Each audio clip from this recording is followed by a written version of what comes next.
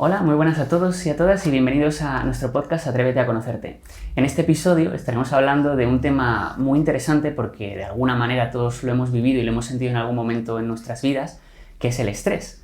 Y para ello estoy aquí con Guillermo, que es psicólogo en Sinius. Él trabaja con adultos y con adolescentes y les ayuda en diferentes dificultades y situaciones de su vida y evidentemente en el estrés, ¿no? Que al final es algo que pues creo que todos hemos vivido y que todos hemos sentido en algún momento y que bueno, no sé si para bien o para mal, que ahora nos va a decir Guillermo, pues lo sentimos y es parte de la vida y de nuestro proceso evolutivo, así que vamos a tratar de entenderlo un poquito mejor, ver cómo lo podemos gestionar y sobre todo no dejar que pueda con nosotros y además Guillermo nos trae una metáfora muy buena y muy interesante para que lo podamos entender mejor y tomar conciencia de una forma mucho más transformadora. Y nada, y bueno, y sin más dilación, pues hola Guillermo. Hola, ¿Qué muchas tal gracias por estar aquí y por invitarme. Encantado. Bueno, yo creo que va a ser una conversación muy interesante y que creo que vamos a poder entrar en este tema, ¿no? Que al final, como decía en la introducción, no sé qué opinas tú, pero yo creo que es algo que supongo que lo verás mucho, ¿no? En tus consultas. Bueno, a ver, hablar del estrés es hablar de vida y hasta cierto punto pues es algo que experimentamos todos y tenemos que aprender a gestionar, con lo cual, bueno, pues oye, sí, está en el plato de todos, diría yo. Genial. Entonces, bueno, si te parece, empecemos desde el principio. Claro. ¿Qué es el estrés? ¿Qué es el estrés? Pues, mira, buena pregunta y muy general. Te diría dos cositas, ¿no? Una, cuando hablamos de estrés muchas veces nos referimos pues, a todo aquello que nos puede provocar el estrés, ¿no? Y bueno, pues ahí hay una serie de factores internos, de factores externos, cosas en el ambiente que nos pueden provocar el estrés o incluso, bueno, pues procesos mentales que también nos pueden provocar el estrés. Entonces, muchas veces cuando hablamos de estrés hablamos de eso, ¿no? De lo que nos produce el estrés. Pero luego, bueno, pues también hablamos de estrés como la respuesta, ¿no? De estrés. Y este es un término que puso bueno, pues un científico ya hace unos cuantos años habló de la respuesta del estrés. Su nombre era el doctor Hans Selye y bueno, pues fue, por así decirlo, el padre del estrés, ¿no? Que no es que él lo inventara, por supuesto. Solo faltaba, ¿no? Que aquí se lo de repente, inventar esto, ¿no? Es como, bueno, ahora tenemos estrés. Le no. vamos a buscar, ¿no? ¿Quién ha sido? No, exacto.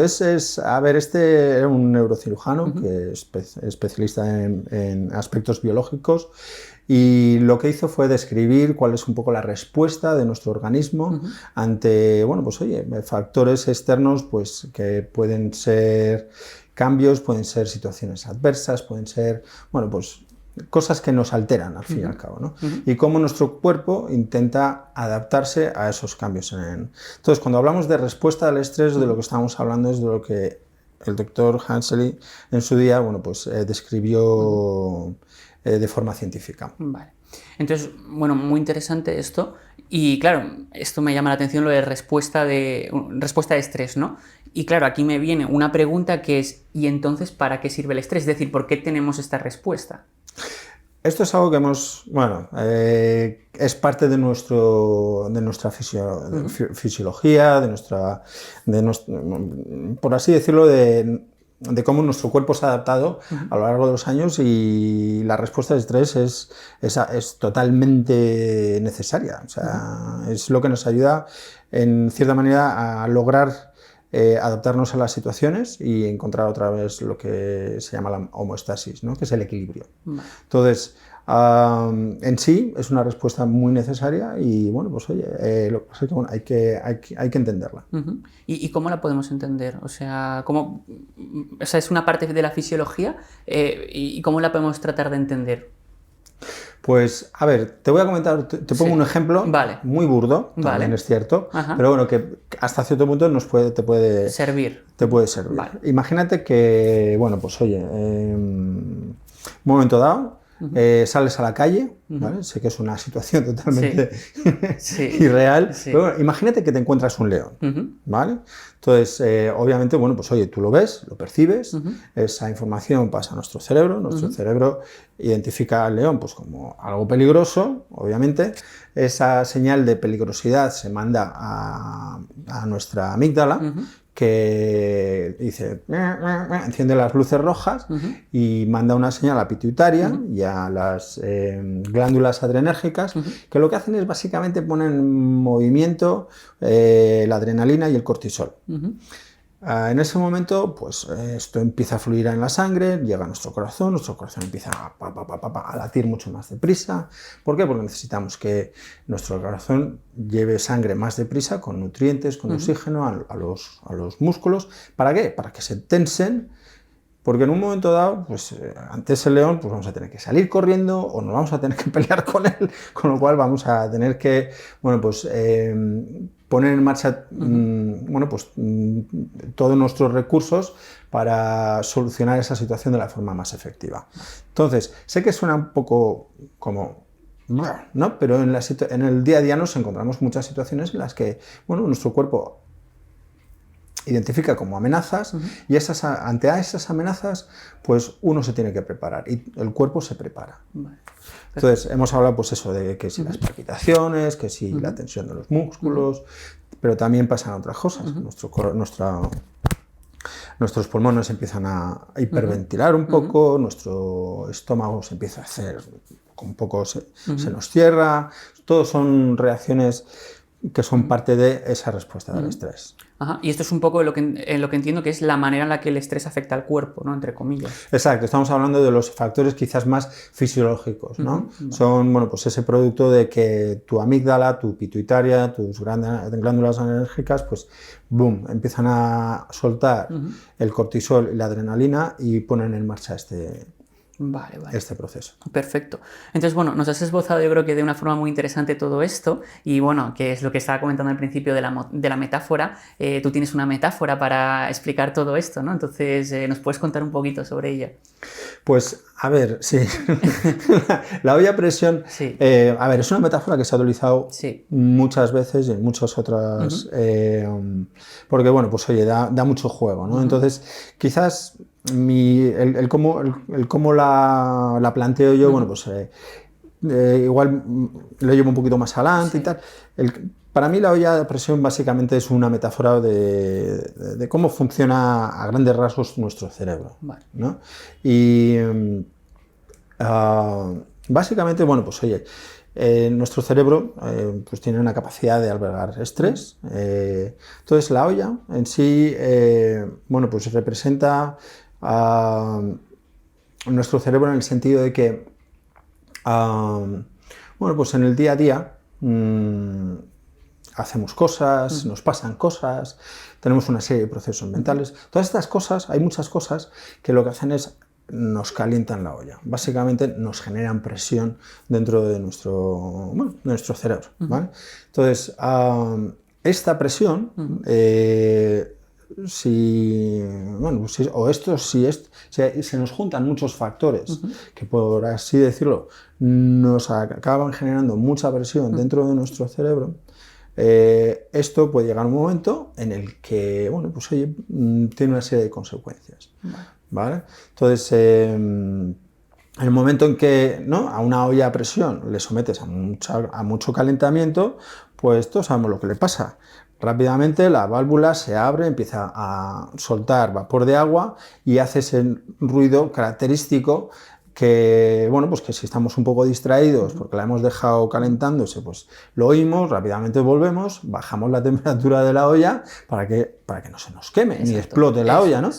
Entonces, bueno, pues de la misma manera, considero que, bueno, pues nuestro cerebro, cuando siente mucha presión, pues nos puede mandar señales, o nos manda señales, que de alguna manera, bueno, pues oye, nos dan a ver que estamos quizás pasándonos un poco de depresión, ¿no? Y bueno, pues de la misma manera que podemos bajar la presión a esa olla, considero que las personas también podemos hacer una serie de cosas, de actividades, podemos hacer una serie de estrategias que nos ayuden a reducir la temperatura de nuestra olla. Nuestra olla, genial. Y bueno, aunque la has mencionado un poquito por encima, si te parece, vamos a entrar más en esta metáfora porque creo que es muy interesante y sobre todo es muy visual para que quien nos esté escuchando pueda entenderlo. Claro. ¿Cuáles serían los factores de calentamiento? Es decir, ¿cuáles son estos elementos, estas situaciones o circunstancias que hace que nuestra olla empiece a silbar? Sí, por supuesto. Bueno, a ver, en esto hay mucho escrito, hay muchas maneras de explicarlo. Yo te explico un poco pues, el cómo yo lo entiendo, ¿de acuerdo? Y cómo generalmente se lo explico a mis clientes. Entonces, podríamos decir que hay, a grandes rasgos, pues hay dos tipos de factores. Tienes los factores que son más externos, ¿vale? Y tienes que son ambientales, básicamente, cosas que nos pasan. Y luego tenemos una serie de factores que son más internos, o sea, que son quizás procesos mentales que tenemos idiosincráticos, básicamente, ¿no? Entonces, factores externos, ¿a qué me refiero? Pues, por ejemplo, a cambios. Cualquier cambio a nuestro alrededor. Puede ser cambio positivo, puede ser cambio negativo. Pueden ser adversidades que nos ocurren, como por ejemplo el fallecimiento de un ser querido, como puede ser la pandemia que nos acaba de arrollar últimamente. Pero también pueden ser cambios positivos. Pueden ser cambios positivos, pues por ejemplo, el cambiar de trabajo, el cambiarte de país, mudarte, cambiar de casa, ¿no? Todos estos cambios, bueno, pues oye, son circunstancias bueno, pues que nos someten a un estrés al cual nos tenemos que adaptar y yo diría que muchas veces incluso no somos ni conscientes de hasta qué punto, ¿no? Todo el estrés que nos va a someter estos cambios. Otra cuestión que creo que es importante y que genera mucho calentamiento, por así decirlo, bueno, pues son problemas cotidianos. Cosas que a veces que las podemos solucionar, como por ejemplo se nos pinchan las ruedas o nos llega una factura que, madre mía, pero pueden ser también problemas irresolubles. Cuestiones que en un momento dado pues no tiene una fácil solución o simplemente no tiene solución, ¿no? Entonces, bueno, pues hay problemas, bueno, pues irresolubles, pues puede ser, por ejemplo, que tu madre se enferme, ¿no? Y que tenga una enfermedad pues degenerativa. No se puede solucionar, solo puedes, bueno, pues aceptar, etcétera, ¿no? Entonces, muchas veces estos problemas irresolubles lo que nos generan es un factor de incertidumbre muy alto, ¿no? No sabemos cómo solucionarnos, es como que no nos podemos quitar el problema de encima de los hombros, ¿no? Entonces eso puede generar muchísimo calentamiento. Luego, bueno, pues aparte de estos problemas externos, pues hay una serie de factores internos, ¿no? Y aquí yo lo resumo un poco, me he buscado las maneras de explicármelo. Entonces, hay una serie de cuestiones que yo los llamo los debería. Vale. Los debería de, ¿no? ¿A qué me refiero con los debería de? Pues esto es un poco un diálogo interno que tenemos, creo que casi todas las personas, ¿no? Ese debería de son, bueno, pues quizás son una serie de expectativas que todos tenemos sobre nosotros mismos o sobre las situaciones, que, bueno, pues que muchas veces no son realistas o son cosas que no hemos alcanzado, ¿no? O que difícilmente vamos a alcanzar. Expectativas, o sea, mis deberías, te puedo hablar, si me permites, un poco sobre mis propios deberías. Bueno, pues oye, mis propios deberías, pues por ejemplo, debería ser más exitoso, debería haber escrito ya un libro, ¿no? Sobre todas estas cosas. Debería en un momento dado, bueno, pues oye, conciliar mejor vida laboral y vida de familia, debería ser mejor padre, debería ser mejor marido. Bueno, pues oye, hay una serie, siempre están esos debería, ¿no? También pienso que otro factor interno son lo que llamo los tengo que. Puede parecer parecido, ¿no? Pero tiene una diferencia en el que, bueno, pues oye, por ponerte un ejemplo, a diario considero que casi todos nosotros pues tenemos también un diálogo interno en el que estamos todo el rato, tengo que hacer esto, tengo que hacer aquello, tengo que tal, tengo que cual, y el cual muchas veces no somos conscientes de él, ¿no? Pero está ahí, ¿no? Tengo que ir a trabajar, tengo que hablar con mi jefe, tengo que tengo que tener una conversación con mi hijo que se ha portado mal, tengo que hablar con sus profesoras, tengo que... ¿no? Entonces, es curioso, porque alguna vez algunos clientes que no son muy conscientes de, ¿no?, de estos tengo qués, le digo, mira, para la próxima sesión, hazte una lista de todos los tengo qués que crees que tienes en un día. Que te vas a quedar alucinado, Yeah. ¿no? Entonces, bueno, ¿qué pasa? Que muchas veces estos tengo que son, bueno, pues son responsabilidades, son obligaciones o son compromisos que adquirimos hacia otras personas, los cuales, bueno, pues oye, si se nos van almacenando todos estos tengo que, podemos acabar, pues eso, con una sensación de angustia, de que no llegamos, de asfixia, de no poder, no puedo más. Totalmente, sí, de que ya no aguantamos, de que ya estamos llegando a tocar fondo. Exacto, entonces cuando empiezas a juntar, ¿no?, estos factores de, digamos, de calentamiento, por así decirlo, ¿no?, es como si estuviese subiendo la temperatura a esa olla, ¿no? Y cuanto más se juntan, pues obviamente más presión se genera. Totalmente. Y luego, en línea de esto que estás contando de los factores, claro, a mí me venía a la cabeza, que también lo has mencionado un poco, el hecho de que has comentado, bueno, también hay estas cosas que nos pueden afectar y muchas veces no sabemos hasta qué punto nos puede llegar a afectar o en qué grado o medida lo pueden hacer, ¿no? Entonces, claro, yo aquí te quería preguntar, ¿cómo podemos identificar cuando nuestro cerebro nos está enviando una señal de que algo nos está estresando?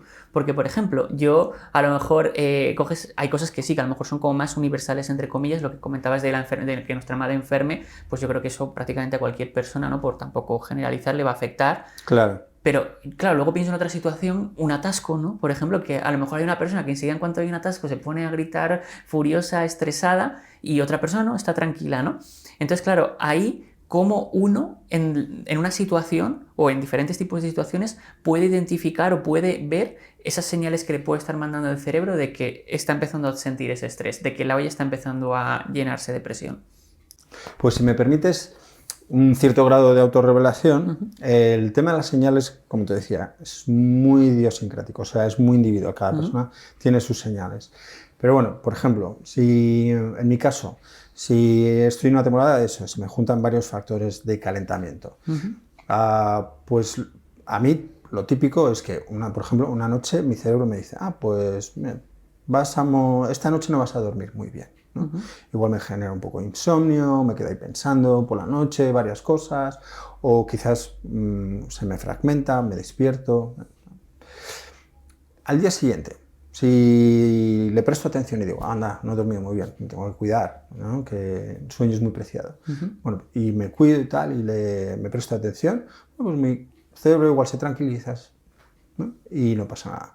Pero si no hago nada, sigo la vida como siempre, mi cerebro dice, que no vas a hacer ni caso. Pues mira, esta noche, además de dormir mal, pues vamos a, yo qué sé, te voy a mandar, por ejemplo, un dolor de cabeza, ¿no? El próximo día vas a tener dolor de cabeza. Vale. Lo mismo, si al día siguiente digo, me tengo que cuidar, y bajo el nivel de activación, bajo el nivel de estrés, genial. ¿Que no? Mi cerebro otra vez dice, que no vas a prestar atención. Toma otro dolor. Pues venga, además del dolor de cabeza, de dormir mal, pues el próximo día vas a tener una serie de pensamientos negativos.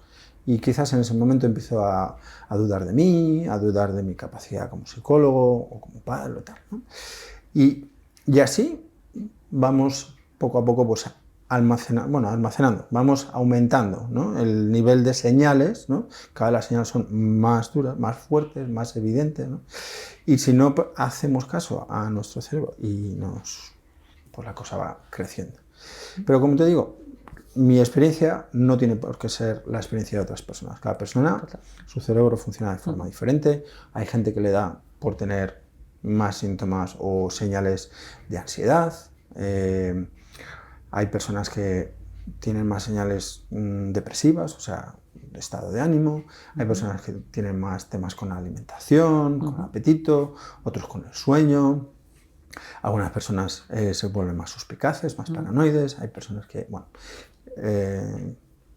Claro, sí, que al final, por lo que comentas, cada uno tiene que ver en su caso qué qué mensajes le está enviando el cuerpo que le están impidiendo tener como Exacto. ese día a día funcional, ¿no? Por decirlo de alguna manera. Claro, Si no claro, puedes claro. dormir bien, si tienes dolor de cabeza, es decir, si empiezas a tener cierta sintomatología a nivel fisiológico que dices, uff, espérate que esto me está haciendo un poco todo más bola, más cuesta arriba, esas son esas señales que tienes que ver, ¿no? Que a cada uno se le van a manifestar de forma diferente. Por supuesto. Genial. Bueno, pues ya más o menos nos has comentado metafóricamente cómo entenderlo, nos has dicho qué factores pueden ser los que haga que nuestra olla silbe, qué señales podemos ver para entender esos factores en nosotros mismos, pero bueno, supongamos que ya hemos pasado por todo eso, pero igualmente nuestra olla pues se nos está haciendo cuesta arriba, complicado, pero nuestra olla está que echa humo, está, vamos, que va a reventar. Entonces, ¿qué podemos hacer para bajar un poquito la temperatura y reducir esa presión? Buena pregunta. A ver, esta pregunta puede dar a una discusión kilométrica de días acerca de diferentes estrategias para gestionar conflictos, generar procesos mentales poco efectivos como la obsesividad, tal. Pero no es la situación, no es el contexto. O sea, sobre todo hoy lo que quiero o lo que quería poner el foco es en lo que, bueno, pues oye, los psicólogos comúnmente llamamos autocuidado, ¿vale? ¿Qué quiere decir? Bueno, pues oye, el aprender a mirarse a sí mismo, el de vez en cuando parar, ¿no? Y mirarte a ti mismo y decir, bueno, ¿qué tal estás? ¿Cómo estás? ¿Qué te pasa? ¿Vale? Y dos, bueno, pues oye, a hacer aquellas cosas, actividades, experiencias, conexiones, lo que sea, que a ti personalmente te ayudan a recobrar, ¿no? Ese estado de homeostasis, ese estado de equilibrio. De alguna manera, aquí me gusta poner otra metáfora, me voy a salir de la metáfora ¿no? de la presión, pero imagínate que, yo qué sé, que quieres ser una tarta, ¿no? Y quieres ser la mejor versión de esa tarta. Pues para conseguir esa tarta necesitas una serie de ingredientes, ¿no? Y además, bueno, pues más o menos bien equilibrados, ¿no? Entonces, para tú conseguir esa mejor tarta o esa mejor versión de ti mismo, ¿qué ingredientes necesitas? Entonces, el saber cuál es esa lista de ingredientes y utilizarlos de la mejor manera posible para conseguir esa tarta, a eso me refiero. O sea, cada uno tiene que aprender cuál es su lista de ingredientes y, bueno, pues ponerla o sea, utilizarla de la mejor manera posible. Genial. Muy importante eso de observar ahí qué es lo que vas viendo, que vas necesitando para construir tu propia receta, ¿no? O sea, exacto, sobre todo lo principal es de vez en cuando parar y preguntarnos qué te pasa, cómo estás, ¿no? ¿Qué necesitas? Exacto, justo. Bueno, pues oye,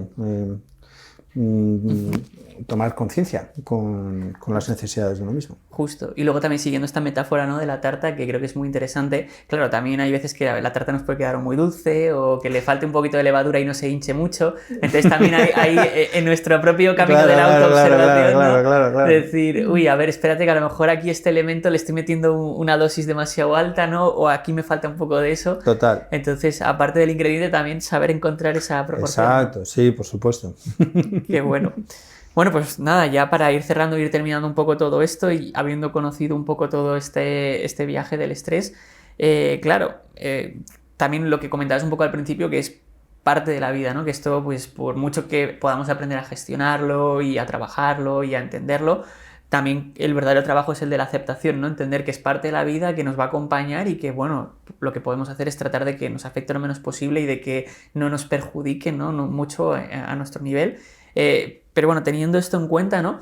Claro, yo te hago una pregunta que es ¿cómo podemos ser felices? Que evidentemente es una pregunta como muy general, pero bueno, yo la quiero enfocar más o quiero acotarla porque si no sería como lo que comentabas antes, que podríamos estar aquí días hablando de la felicidad, utilizar miles de escuelas y miles de enfoques, ¿no? Pero bueno, con esto básicamente lo que quiero decirte es cómo podemos aceptar una situación o cómo podemos aceptar la vida sin que nos genere ese estrés, ¿no? Es decir, acercarnos a esa aceptación. Sí. Pues mira, un poco quizás conectando lo que estábamos hablando antes ¿no? sobre esa tarta y saber cuáles son los ingredientes para para ayudarnos a gestionar el estrés, mantener un cierto equilibrio. Todo esto está también muy relacionado con la felicidad, con la sensación de satisfacción y bueno, la felicidad, bueno, pues es difícil de definir, ¿no? Pero bueno, hay una serie de aspectos que para mí son básicos, ¿no? La felicidad no es un estado que se alcanza, y una vez que lo alcanzas ahí te quedas, ¿no? En el estado de felicidad, no. Para mí la felicidad, bueno, pues es un estado subjetivo que hay que trabajárselo y hay que, bueno, pues oye, y no hay ni una varita mágica ni tampoco hay una ingrediente sola, secreto, exacto, ¿no? no hay exacto, no hay un ingrediente secreto que te permita alcanzarlo, ¿no? Entonces, en este sentido, bueno, pues oye, a mí me gusta, creo que me ayuda a explicar, ¿no? El cómo llegar hasta ese estado. La teoría de, bueno, PERMA, bueno, pues de un psicólogo que se llama Martin Seligman, que es el padre de la psicología positiva, y que, bueno, pues oye, han hecho bastante investigación con respecto a cuáles son los factores que hacen a las personas más felices, ¿no? Y bueno, te lo resumo, simplemente para que... Y además es que te lo voy a resumir a mi manera, el cómo yo los entiendo. Entonces, para el doctor Seligman, pues, la felicidad tiene 5 pilares, por así decirlo, ¿no? 5... Y quizás el más básico de ellos, yo le llamo nuestro hedonista. Esto viene de la filosofía del hedonismo, que básicamente decía que la vida lo único que hay que hacer es intentar conseguir el placer por el placer, ¿vale? O sea, solo típica expresión de carpe diem, ¿no? Entonces, cuando hablo de hedonista me refiero pues a esa parte de nosotros que busca la satisfacción, el placer. Cosas básicas como, bueno, pues desde comerte una onza de chocolate a ponerte la canción que más te gusta, a tener, bueno, pues oye, una relación sexual, o, bueno, pues eso, cosas muy básicas, ¿no? Cosas muy básicas que lo que hacen, a fin de cuentas, es nos ayudan a generar dopamina en el sistema límbico, ¿vale? Y eso está muy estudiado. Pueden ser también satisfacciones o más, por así decirlo, sofisticadas, como leerte un buen libro o apreciar una buena obra de teatro o de ópera, ¿no? Cosas más sofisticadas. Eso también tiene la capacidad de generar dopamina, pero quizás en otras zonas más corticales de nuestro cerebro. El hedonismo también está muy asociado al tema de la drogadicción y de los excesos. Entonces, aquí, con esto no quiero decir que tenemos que consumir drogas o que tenemos que darnos al exceso, no, ni mucho menos. Pero también hay que reconocer que, bueno, pues oye, el hacer todas esas actividades, esas cositas que nos ayudan a generar dopamina, son importantes en ese proceso de alcanzar la felicidad y de mantener la felicidad. Otro aspecto, otro pilar, ¿no? Es lo que yo llamo el estar conectado. ¿A qué me refiero con estar conectado?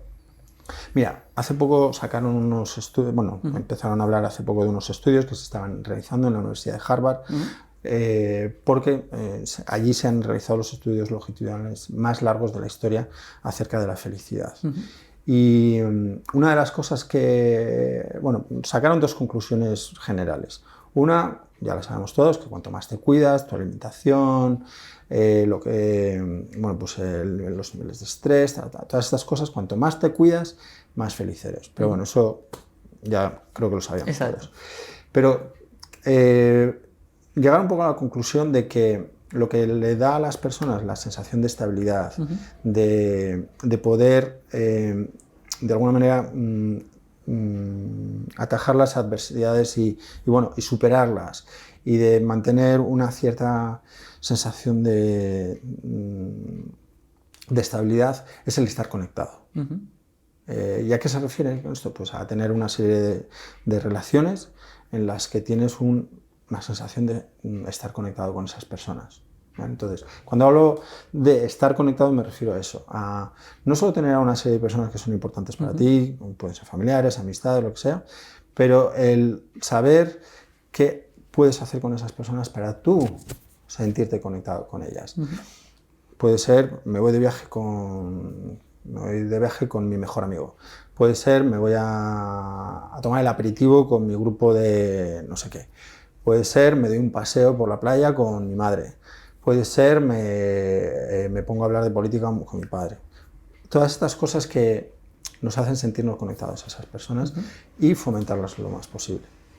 ¿Vale? Otro pilar lo llamo la sensación de logro. ¿A qué me refiero? Pues me refiero a hacer todas esas cosas que nos hacen sentir que crecemos, que maduramos, que nos desarrollamos, ¿no? Que adquirimos competencias, que nos volvemos mejores, ¿no?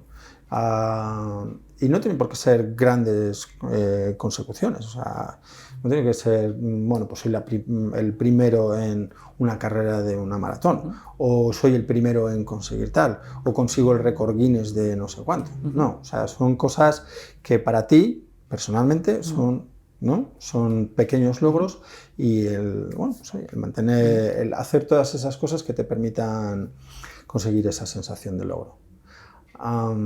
Otro pilar lo llamo fluir. Es una palabra que se está poniendo de moda, cada vez hablamos más de fluir. Para mí fluir lo considero un estado que alcanzamos cuando estamos haciendo algo que uno es motivante, o sea, nos apetece hacerlo, tenemos un cierto objetivo, queremos conseguir algo. Tenemos un cierto conocimiento de cómo realizar esa actividad, o sea, sabemos cómo hacerlo. Y cuando nos ponemos a hacerlo, nos gusta tanto y nos lo pasamos tan bien y lo sabemos hacer tan bien que se nos pasa el tiempo. ¿Vale? Entonces, esto obviamente pues, requiere experiencia. Experiencia y conocernos a nosotros mismos, porque esto no nos lo va a dar cualquier cosa, ¿no? Entonces, bueno, pues oye, si tienes por ahí un deporte, ¿no? En el cual eres particularmente hábil, o tienes alguna afición que sabes hacer, has desarrollado un conocimiento, o incluso, ¿no? Trabajas en algo que te apasiona, ¿no? Podemos encontrar maneras de fluir, ¿no? Y esta sensación de fluir está también muy asociada a niveles altos de dopamina. Y por último, quizás el último de los pilares, es quizás más difícil de explicar, yo le llamo sentido. ¿A qué me refiero con sentido? Me refiero pues a esas actividades que realmente conectan con lo que es importante para uno mismo, ¿no? Claro, primero hay que saber ¿qué es importante para ti? ¿Qué es importante para ti? ¿No? Estamos hablando, pues eso, de quizás de esos valores fundamentales, todas esas cosas que son realmente importantes para ti en ese momento. Entonces, cuanto más tiempo dediques a la consecución, ¿no?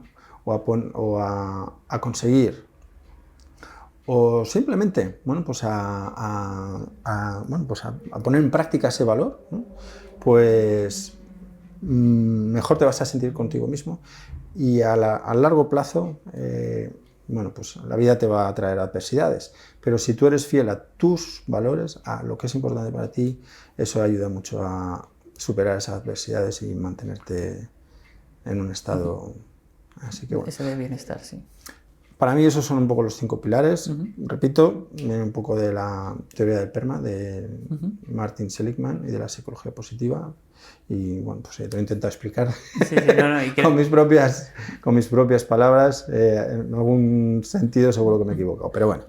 Pero justo te iba a decir que creo que lo has explicado muy bien, de una forma muy clara, y que conceptualmente ese pilar, ¿no? Yo creo que queda claro, y que sobre todo es un esbozo de entender ese concepto para que luego cada uno poquito a poco lo vaya detectando, encontrando y buscando en su vida. O sea, exacto, esto es un proceso que lleva tiempo. Totalmente, ¿no? Y creo que has dado una información súper valiosa y súper importante para que quien nos esté escuchando y quien nos esté viendo pueda identificar eso o pueda iniciar el proceso de identificarlo en su vida.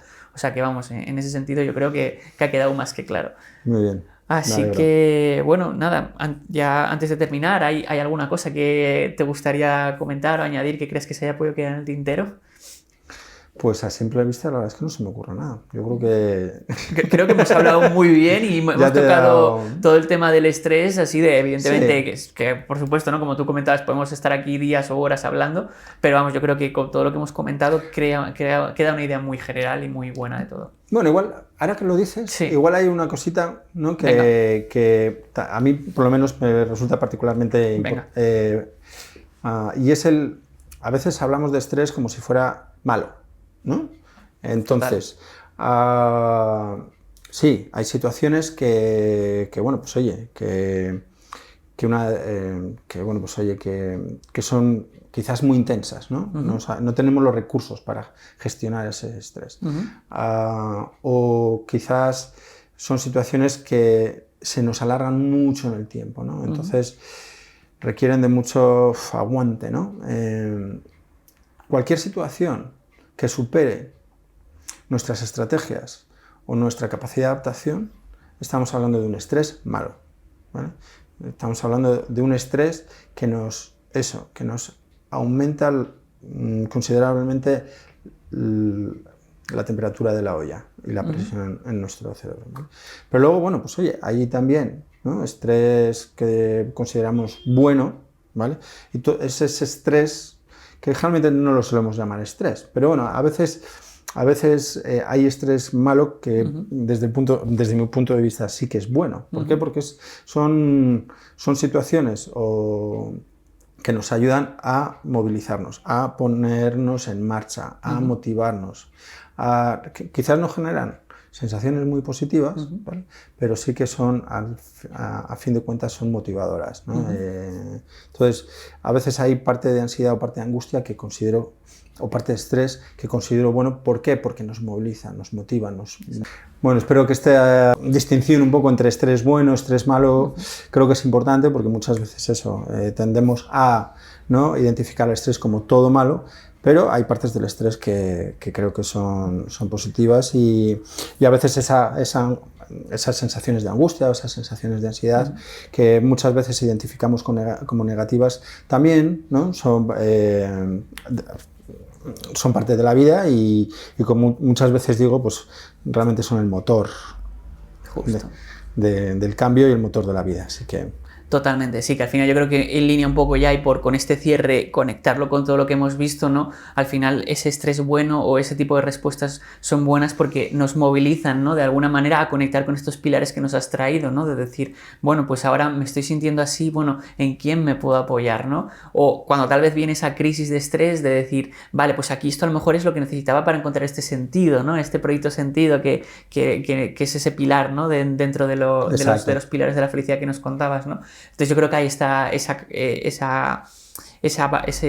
poder esa valiosidad, que no me salía, valor, que por eso es valioso, valor, ¿no? Sí. Ese valor, justo, ese valor que hace que sea valiosa esa circunstancia o esa situación, ¿no? Entonces yo creo que también hay que, dentro de esa aceptación del estrés, pues quedarnos con eso, ¿no? Vale, pues esto, ¿a qué ha venido? ¿Para qué ha venido? ¿Y cómo puedo transformarme y trascender con esta situación, ¿no? Exacto. Bueno, pues nada, muchísimas gracias. Un placer, Guillermo, la verdad. por toda esta información que nos traes. A ti por invitarme. Que creo que va a ser de mucho valor y de mucha utilidad para todo el que nos esté escuchando. Y nada, pues eso, quien quiera seguir conociendo, profundizando más en el estrés o quien todas estas cosas que nos ha contado Guillermo de alguna manera le resuenen o conecte y desee, pues bueno, contar su historia y que le pueda ayudar de una forma más personal, ya sabéis que en la página de Sinius o a través de nuestras redes sociales o teléfonos de contacto podéis llamarnos y pedir cita con Guillermo. Muchas gracias. Gracias. Hasta pronto. Hasta la próxima.